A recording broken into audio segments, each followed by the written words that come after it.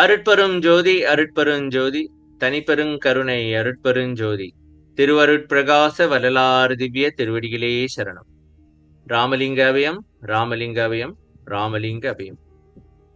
அனைவருக்கும் வணக்கம். நாம் இணைந்திருப்பது திருவருட்பா மற்றும் உரைநடை பகுதி ஆய்வு.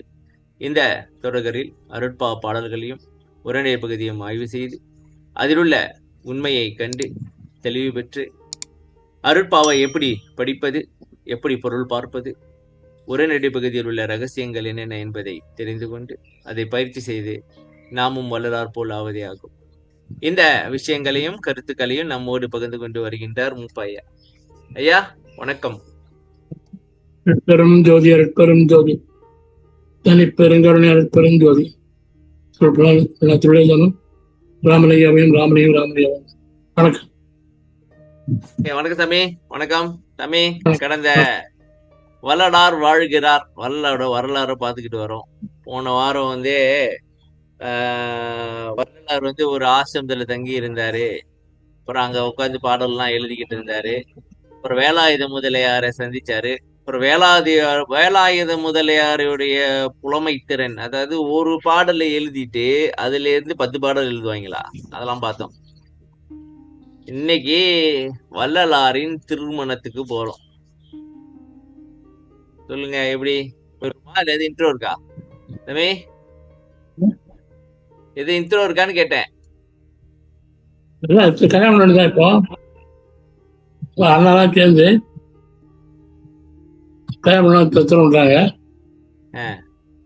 அவர் இஷ்டம் இல்லை, அவர் வேணாங்கிறாரு. சொன்னாலும் அவர் வேணாம் மறுக்கிறாரு. அதான் என்ன பண்றாங்க, அவரு நந்தி ஆசிரமம் போயிருந்தார் இல்லையா, நந்தி ஆசிரமம். ஓகே. அந்த முனிவர்கிட்ட ஐயா ரொம்ப ஈடுபாடு ஜாஸ்தி. சரி. அதான் அவர் போய் கேட்டு போய் சொல்லி இவங்க அட்வைஸ் பண்ணுங்கன்னு சொல்றாங்க. ஓ, அந்த நந்தி அந்த ஒரு சாமியார் இருந்தாரு, அவரு ஏற்கனவே போன இதுல பார்த்தோம். அவர் சொன்னாங்க, அவர் ஐயா சொல்றாரு, கல்யாணம் தான் போறேன், அப்படிதான் வாழணும், ஆன்மீக தடை இல்லை, கல்யாணம் பண்ணி ஆண்டனே ஆண்டு மண்ணுவதா இருக்கிறான், ஆண்டு மண்ணுவதா இருக்கிறாங்க, தடை இல்லை அப்படின்றாரு. ஐயா அது எனக்கு சம்மதம் இல்லை அப்படிங்கிறாரு. அப்போ ஐயா சொல்றாரு, ஆண்டனே சம்மதம் இல்லைன்னா தடுத்தான்ல, இந்த மாதிரி உங்க கல்யாணத்தை தடுக்கட்டும், சரி அப்படின்னு சொல்றாரு. அவர் தடுத்து உண்மையா இருந்ததுனால ஆண்டை தடுத்துருவான் நினைச்சுட்டு இவரு பேசாம இருந்தாரு. மூணு சம்மதம் எடுத்துட்டு என்னுடைய அக்கா பொண்ணைய தனோடைய அம்மா கல்யாணம் வச்சுட்டாங்க. அவர் விருப்பம்லாம் கல்யாணம் நடந்தது. அப்போ வயசு அவர் 27 வயசு. ஓகே சாமி, படிப்புமா பெண்ணா இருக்கிறார். ராஜா ஆதரனால எழுதுறாரு. சாமி அது படிப்போம் சாமி, இது படிச்சு பார்ப்போம். இல்லைங்க படிப்போம். சபாபதி பிள்ளையும் சின்னம்மையாரும் பள்ளி படிப்பில் நாட்டமில்லாமல் வள்ளலார் இருந்ததை கண்டு கவலைப்பட்டதுண்டு. வள்ளலாரின் ஞான அறிவை புரிந்து கொண்ட பின் அந்த கவலை நீங்கிற்று. ஓகே, இது ஏற்கனவே பார்த்துட்டோம். மற்ற பிள்ளைகளை போல் இல்லாமல் கோயில் குளம் என்று சுற்றி கொண்டிருப்பது தற்சமயம் மிகுந்த கவலையை அளித்தது. ஒரு கால் கட்டு போட்டால் வீட்டோடு தங்காமலா போய் ஒரு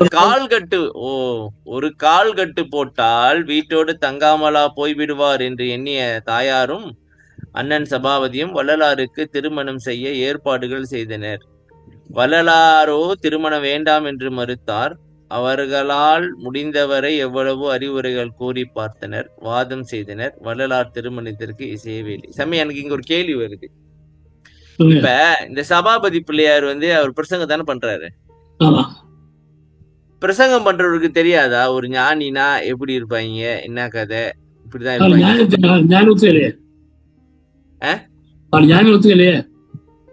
இல்லையா? வள்ளலார் பார்த்தானே அவருக்கு தெரிஞ்சிருக்குமே, இவன் அறிவுள்ள பையன். அறிவுள்ளன்னு தெரிஞ்சு ஞானியும் தெரிஞ்சுக்கல.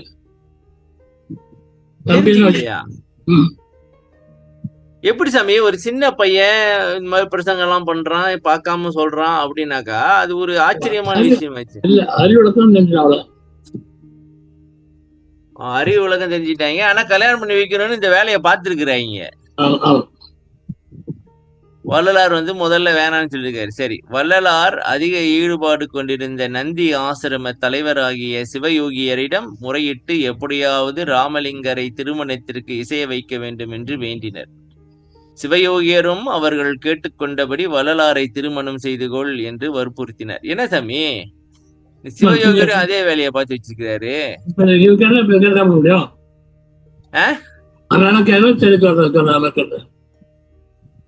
இல்ல சாமி, இப்ப சிவயோகியருக்கு தெரியாதா? வள்ளலார் வந்து அந்த ஆசிரமத்துல தங்கி இருந்தாரா இல்ல போயிட்டு போயிட்டு வந்துகிட்டு இருந்தாரா? தங்கியிருந்தாரு. அவருக்கும் தெரியல இவர் ஒரு ஞானி அப்படின்ட்டு. தெரியலையே இல்லை, அப்பா அம்மா அண்ணா சொல்ல. மோகம் மேலிட்டவர்கள் திருமணம் செய்து கொண்டு இல்லறம் நடத்துவது முறையானது. அவ்வாறில்லாத நான் திருமணம் செய்து கொள்வது நல்லதல்ல என்றார் வள்ளலர். மோகம் மேலிட்டவர்கள்னா யாரு? மோகம்னா ஆசையா? ஓ, இந்த பெண் ஆசை அப்படி சொல்ல வர்றாரு சாமி. பெண் ஆசை உள்ளவங்க அவங்க வேணா கல்யாணம் பண்ணி வாழலாம், எனக்கு அந்த ஆசையே இல்ல, நான் கல்யாணம் பண்றதுனால பிரச்சனை தான் வரும் அப்படின்னு இவர் சொல்றாரா? தெளிவா இருந்திருக்காப்ல. இறைவனே அம்மை அப்பனாகத்தானே விளங்குகின்றான். இறைவனே அம்மை அப்பனாகத்தானே விளங்குகின்றான்னா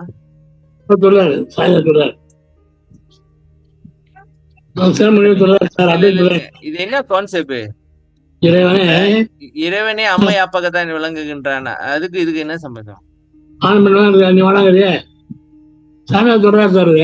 ஓ, சாமியார் சொல்றாரா? ஆண் பெண் என்ற படைப்பு இறைவனுடையதுதானே. எல்லா ஜீவர்களிலும் ஆணும் பெண்ணும் இணைந்து வாழும்படித்தானே ஆண்டவன் செய்திருக்கின்றான். நீ மறுப்பது என்ன நியாயம் என்று சிதம்பர முனிவர் வினாவினார். இவர் நல்ல கேள்வி, பாயிண்ட பிடிச்சு கேள்வி கேட்டிருக்கிறாங்க. சரி, சிவம் என்பது சும்மா இருப்பது. சும்மா இருப்பது என்பது மனம் அடங்கிய தவம். தவம் ஆற்றுவோர் அடைவது சக்தி, அதாவது ஆற்றல். தவம் செய்வோர் எந்த அளவிற்கு அதை செய்கின்றார்களோ அந்த அளவிற்கு ஆற்றல் பெறுவர் என்று தத்துவத்தை விளக்கவே சிவம் பாதி சக்தி பாதி என்று கூறி சிவனை ஆணாகவும் சக்தியை பெண்ணாகவும் நமது முன்னோர் காட்டியுள்ளனர். இது தத்துவ விளக்கமே தவிர வேறில்லை என்று தாங்கள் அறியாததா? இதை உதாரணம் சொல்லாமலா? இதை உதாரணம் சொல்லலாமா என்றார் வள்ளலார். என்ன சாமி, எனக்கு ஒண்ணும் புரியலங்க. எங்க எடுக்கிறீங்க நீங்க? இந்த கதையை வரலாறுல எழுதிருக்கீங்களா இப்படிதான் பேசினாருன்ட்டு? நீங்க கற்பனையில் எழுதிருக்கீங்க. சரி, சிவம் என்பது சிவனா சும்மா இருக்கிறது. சரி, இப்ப நீங்க இது என்ன விளக்கு தர்றீங்க? இந்த அர்த்தநாரிக்கு விளக்கு கொடுத்துட்டு இருக்கீங்களா? சரி, மேல வந்து அம்மை அப்பனா தானே விளங்குகின்றான், காட்சி கொடுக்குறான் அப்படின்னு இப்ப நீங்க வந்து விளக்க கொடுக்குறீங்க. அதுக்கு கண்டிப்பா வள்ளலாருக்கு அது தெரிஞ்சிருக்குமே, சொல்லிருக்கு பாரு. அப்படி அதாவது தவம் ஆற்றுவங்களுக்கு வந்து அடைவது சும்மா இருந்தாக்க தவம். சரி, தவம் செஞ்சா சக்தி வரும். அப்ப தவம் பாதி சக்தி பாதி. இப்ப உதாரணத்துக்கு 50% தவம் செஞ்சீங்கன்னாக்கா 50% சக்தி கிடைக்குது. 100% தவம் செஞ்சீங்கன்னாக்கா 100% தவம் கிடைக்குது. அப்படி சொல்றீங்க.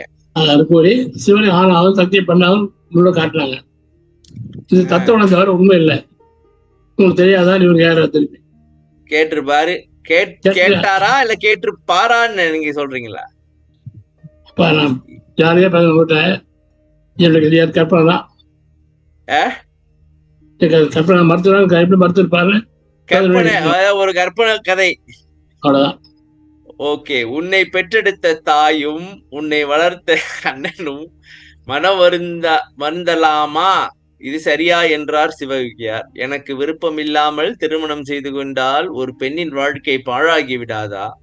எந்த விதத்திலும் எனக்கு திருமணம் செய்வது சரியல்ல என்றார் வள்ளலார்.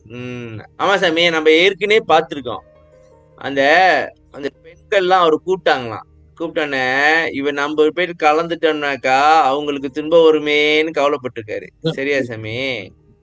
அப்படிப்பட்ட ஆளு வந்து இப்போ ஒரு பெண் வந்து கல்யாணம் பண்றாங்கன்னா ஒரு ஆசையோட தான் வருவாங்க. சரியா சாமி?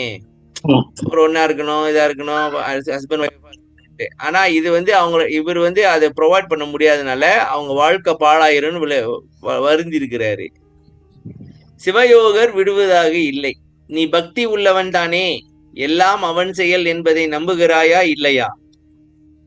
சரி, நீ திருமணம் செய்து கொள்வது ஆண்டவனுக்கு சம்மதமில்லை எனில் சுந்தரரது முன் மனத்தில் ஓலை காட்டி தடுத்தது போல் தடுக்கட்டும், நீ தடுப்பதில் தர்மம் இல்லை என்றார். வள்ளலார் இதற்கு என்ன சொல்வது என்று தயங்கினார். ஆண்டவன் தடுத்து விடுவான் என்று நம்பினார். பதில் பேசவில்லை. இங்கதான் எனக்கு ஒரு முக்கியமான கேள்வி இருக்கு, அப்புறம் கேட்கிறேன்.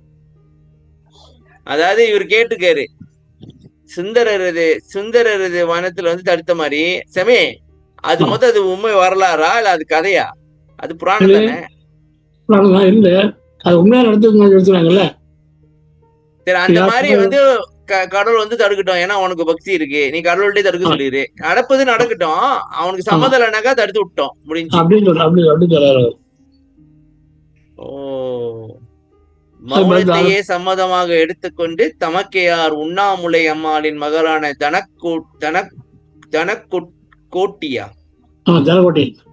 தனக்கோட்டி அம்மையாரை வள்ளலாருக்கு திருமணம் செய்து வைத்தனர். திருமணம் நடந்த போது அவருக்கு வயது 27. ராமலிங்கர் எதிர்பார்த்தது போல் அவரது திருமணத்தை தடை செய்ய இறைவன் முன் வரவில்லை. இறைவன் தடை செய்வான் என்று ராமலிங்கர் எதிர்பார்த்ததற்கு அவரது பாடலே சான்று. ஓ, இப்ப வந்து சாமி, இவர் வந்து இந்த ஒரே நம்பிக்கையில இருந்திருக்காரு. எப்படி வந்து சுந்தரமூர்த்தி நாயனாரோட திருமணத்துல கடவுள் வந்து தடை செஞ்சானோ, சிவன் வந்து தடை செஞ்சானோ, அதே மாதிரி என்னோட இதுலயும் தடை செய்வான்னு எண்ணிட்டு இருந்திருக்காரு. சரியா?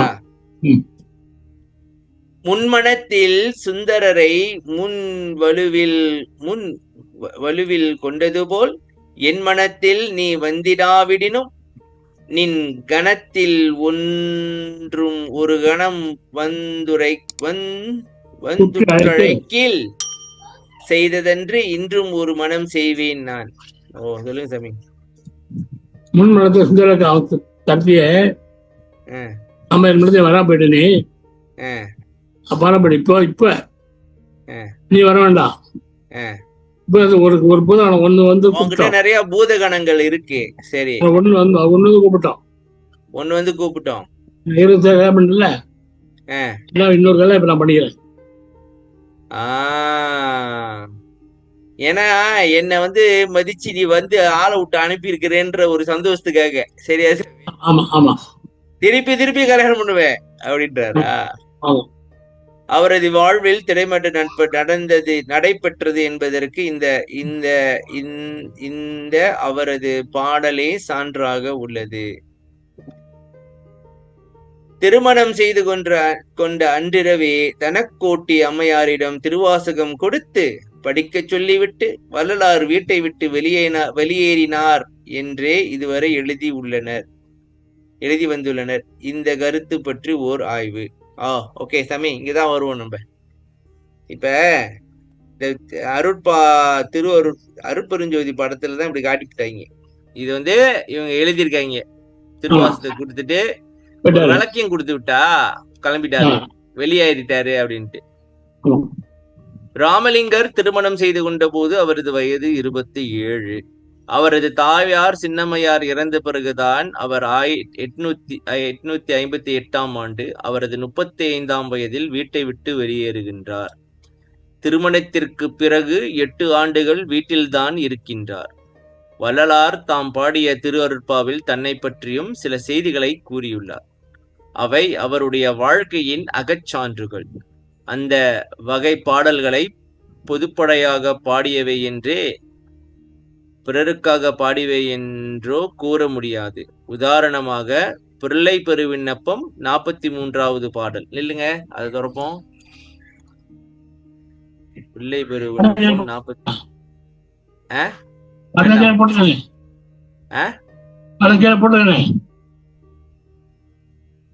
கீழே இதான் பாட்டா? ஓ, நான் இது பேர பத்தி போல இருக்கு. எப்போதும் பாட்டு கொஞ்சம் பிளாக்கா இருக்குமே. பிளாக்கா இல்ல. சரி, இல்ல இது கொஞ்சம் பாப்போம். அவரு திருமணம் செஞ்சது 27, சரியா?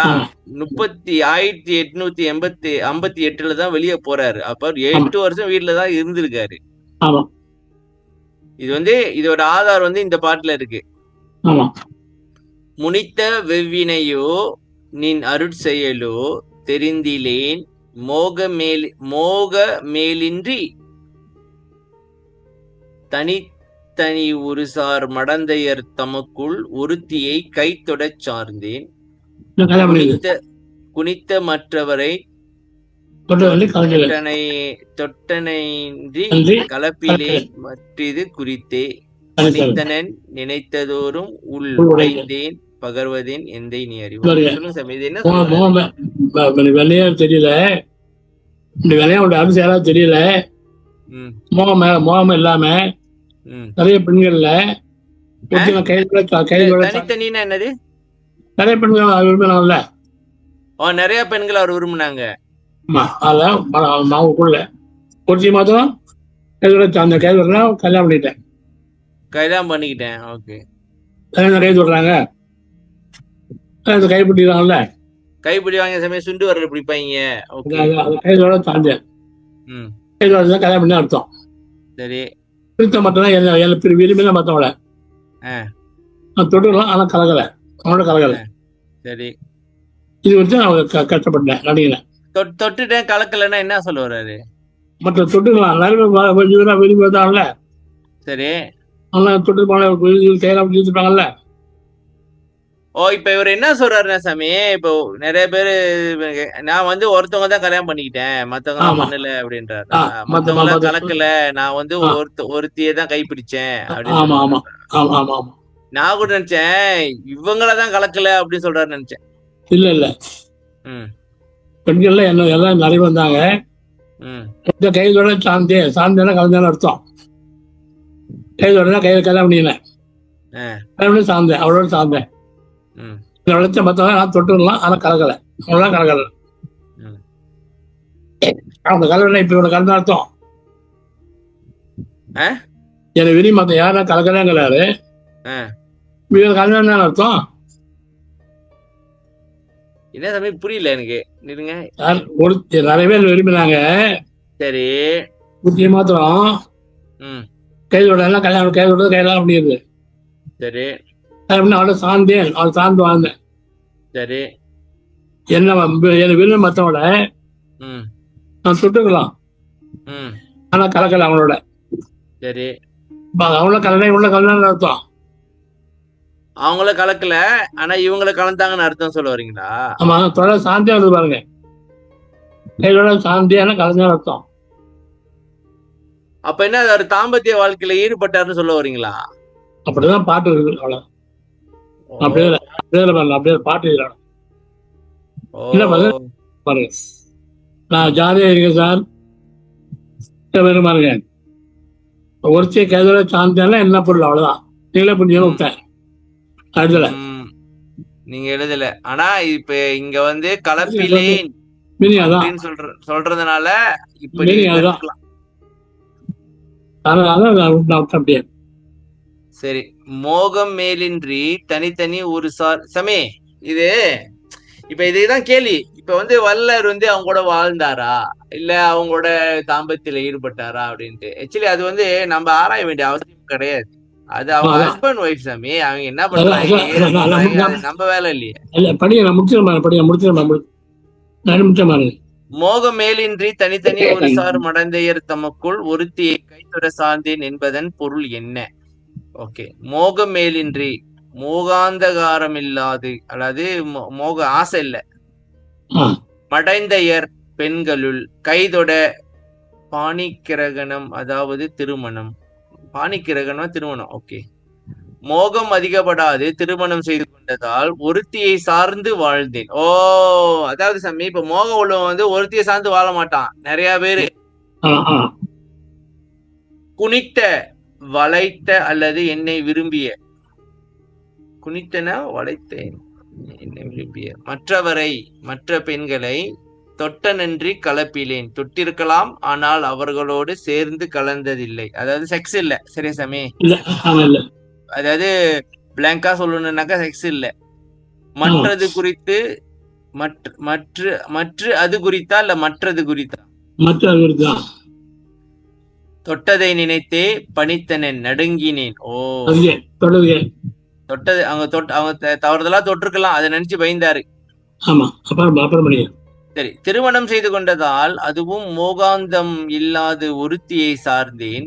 என்னை விரும்பி வளைத்த மற்ற பெண்களோடு கலப்பிலேன் என்பது நமக்கு பொருந்தாது. ஏன்?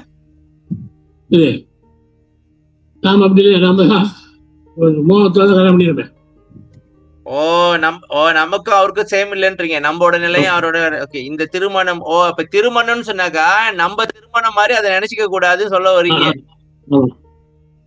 இந்த திருமணமும் வெவ்வினையின் காரணமா அல்லது எனது திருவருட் செயலா என்று இறைவனை கேட்கிறார். சமே, வினையினாலையும் கல்யாணம் நடக்குமா? வினையினாலும் கல்யாணம் நடக்குமா? விட்டுருங்க, வினைய விட்டுருங்க. திருவருளும் இந்த வேலையை பாக்குமா? ஏன்? ஐயாவை பாத்திருக்கா? இது இங்கதான் வள்ளலாருடைய உறுதியை நம்ம பார்க்கணும். இது பொதுவான பாடல் அல்ல, அவரது வாழ்வின் ஒரு சம்பவத்தை எடுத்து காட்டும் அகச்சான்று என்பதில் ஐயமில்லை. எனவே அவரது வாக்கின்படி திருமணம் செய்து கொண்டதால் ஒருத்தியை சார்ந்தேன், மற்றவோரு கலந்ததில்லை என்பதும், 27 வயதில் திருமணம் செய்து கொண்டவர் தனது 35ஆம் வயதில் வெளியேறியதால் அதுவரை அவர் வீட்டில் தான் இருந்தார் என்பதும் உண்மை. திருமணத்தன்று இரவு மனைவியிடம் திருவாசகம் கொடுத்து வெளியேறினார் என்பதற்கு எவ்வித சான்றும் இல்லை.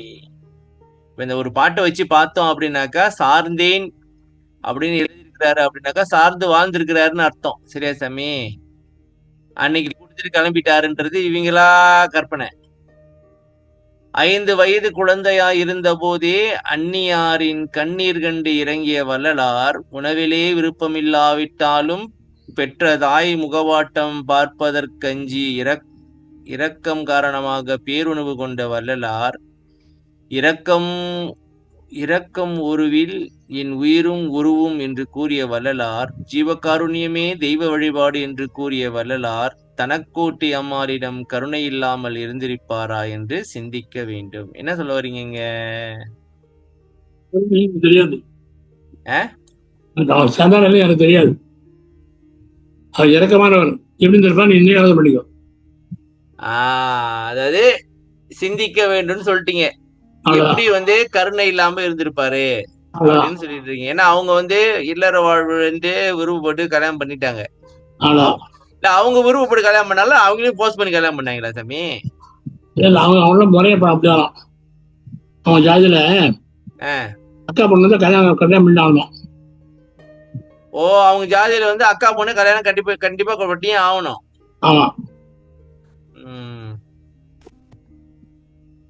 இல்லற வாழ்வில் ஈடுபட்டால் ஞான நிலை அடைய முடியாது என்று வள்ளலார் கூறவில்லை. 27ஆம் வயதில் திருமணம் கொண்ட ராமலிங்கர் தனது 35 வயதில் தான் வீட்டை விட்டு வெளியேறினார் என்பது உண்மை. நிறுத்திக்கோ சாமி. இங்க பாருங்க, இங்க ஒரு கேள்வி இருக்கு. இப்ப பாருங்க, இவர் முன்மனத்தில் சுந்தரை தடுத்த மாதிரி இறைவன் தடுப்பாருன்னு எதிர்பார்த்துக்காரு. சரியா சாமி? இப்ப இறைவன் தடுக்கல. இதே நானா இருந்தேன் என்ன பண்ணிருப்பேன்? இப்ப நான் வல்லாரு வச்சுக்கிறேன், நான் தான் என்ன பண்ணிருப்பேன் தெரியுமா? உன்னை அவ்வளவு கெஞ்சி கேட்டு இப்ப கல்யாணம் நான் எதுக்கு பண்ணக்கூடாது? நான் அருள் அடையணும் போயிட்டாக்க நீ வரல, உன்னை நான் வெறுக்கிறேன் அப்படின்ட்டு கடுப்பாயிருப்பேன். சரியா சாமி? ஆனா இவரு பாருங்க, இப்படியே நடந்து கடைசியா வெற்றி பெற்றாரு. கடைசியா அப்படியே வெற்றி பெற்றுட்டாரு. அந்த உறுதி. இன்னொன்னு இப்ப நான்லாம் பார்த்தேன் சாமி, இப்ப கல்யாணம் வேணாம்னு முடிவு எடுத்துனாக்கா அக்கா பொண்ணாவது அம்மாவாவது அப்பாவாவது யாராவது சொன்னா கேட்கவே மாட்டேன். ஆனா இவரு பாருங்க, அந்த கருணை கருதி எவனா மனம் வருந்துறாங்களே அப்படின்றதுக்காக எனக்கு பிடிக்காத ஒரு விஷயத்தை செஞ்சிருக்காரு. மாத்திரல அந்த சிவகையா சொன்னார் இல்லையா, அந்த சிவகையா சொன்னா இல்லையா, அவரோட வார்த்தையும் மரியாதை கொடுத்தாரு. பெரிய சாமியார் இல்லையா, அவர் ரொம்ப பிடிக்கும் அவருக்கு. அவர் வார்த்தைக்கு மரியாதை கொடுத்துட்டாரு. அவர் ஒரு பெண்ண உதாரணம் சொன்னாரு, ஆனந்தம் இல்லைன்னா தடுக்கட்டும், தடுத்தாரு, அவர் தடுக்கட்டும். அதை வந்து இவரால் மறுக்க முடியல. பிரசாதித்தாரு. மோகனத்து சம்பந்தம் எடுத்து கல்யாணம் பண்ணிட்டாங்க. ஆனா அவர் வீட்டு விட்டு ராத்திரி போகல. அது தான் சொல்லி பாட்டு இருந்தாங்க. ஒய்ஃபோட சேர்ந்தாருந்தாங்க. எனக்கு பிரச்சனை இல்லை. அவங்க 2 பேர் வீட்டையும் அது. ஆமா சாமி, அது நம்மளுக்கு சம்பந்தம் இல்லையே. அது ஹஸ்பண்ட் ஒய்ஃபுக்குள்ள நடக்கிற விஷயம். அது நம்ம யோசிக்க வேண்டாம். கடைசியா வரலாறு என்ன ஆனாரு அதை பாருங்க. அவர் 7 பாயிண்ட் என்னன்னா, 8 வருஷம் வீட்டுல இருந்தார். அவ்வளவுதான். ராத்திரி வெளியே போகல. அது தப்பு. வீட்டுல இருந்து 30 வயசா வெளியே போறாரு. அம்மா இறந்த பிறகு போறாரு. 35 வயசுல எப்படி வெளியே போனாரு அந்த கதை வருது. அடுத்து வருமா? அவங்க அம்மா இறந்த பிறகு பாட்டு இருக்கு. சரி, 35 வெளியே போனப்ப இவங்க வைஃப் கூட போலியா? இல்ல, போல. வீட்ல இருந்துட்டாங்க, சொல்லிட்டு போயிட்டாரோ? போல. ஓகே சாமி, இன்னைக்கு நம்ம வந்து வரலாறுடைய திருமணத்தை பார்த்துட்டோம். அவர் எப்படி வாழ்ந்தாரு, எப்ப வெளியானாரு, அன்னைக்கே வெளியாகல, அப்புறம் அந்த திருவாசகம் கொடுத்துட்டு போனது கதையெல்லாம் வந்து கதை, கட்டுக்கதை, வரலாறு பெருமை சேர்க்கணும்னு இவங்க எல்லாம் எழுதி விட்டாங்க. சரி, இவங்களுக்கு ஏன் இந்த சிந்தனை? எனக்கு அதான் கேள்வி. இப்ப வரலாறு எப்படி வாழ்ந்தாருட்டாக்கா இதையே இவங்க மறைக்கணும். வள்ளலாரே அவர் பாட்டுல எழுதிட்டாரு சாமி, அவரே எழுதிட்டாரு. நான் கைத்தொட சார்ந்து கதையை எழுதுனது யாரு? யாரு எழுதுனாரு? வேலாயுத முதலியார்லாம் இது சொல்லவே இல்ல. சரியா? அப்ப வந்து வேலாயுத முதலியாருக்கு இவருக்கு தெரியாது, சம்மந்தம் இல்லையோ?